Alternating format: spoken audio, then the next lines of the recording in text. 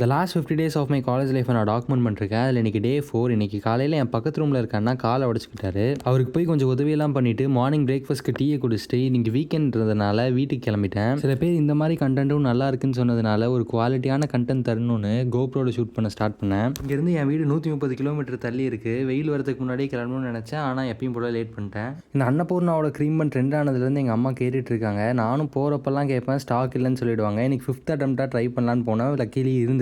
வாங்கிட்டு வந்ததுக்கப்புறம் தான் எனக்கு ஒரு தாட் வந்துச்சு. நீங்கள் ஒரு கான்டென்ட் கிரியேட்டர் அந்த வீடியோ பார்த்துட்டு இருக்கீங்கன்னா ட்ரெண்டிங்கான ரீல்ஸை பண்ணி உடனே மேலே போனீங்கன்னா அந்த க்ரீம் பன் மாதிரி கொஞ்ச நாளில் உங்களுக்கு வேல்யூ இருக்காது. அதே உண்மையான ஸ்கில்ஸை யூஸ் பண்ணி நீங்கள் கான்டென்ட் போடுங்க. அன்னபூர்ணா காஃபி மாதிரி உங்களுக்கு எத்தனை காலம் ஆனாலும் வேல்யூ இருக்கும். வீட்டுக்கு வந்து எங்கள் அம்மாட்ட க்ரீம் பண்ண கொடுத்தேன். No reaction. நான் போய் சாப்பிட்டுட்டு அப்புறம் தூங்கிட்டேன். ஈவினிங்காக எழுந்திரிச்சு நான் ஹைட்டாக இருக்கனால கொஞ்சம் ஹெல்ப்லாம் எங்கள் அம்மாவுக்கு பண்ணிவிட்டு அந்த க்ரீம் பண்ண சாப்பிட்டோம். It was okay.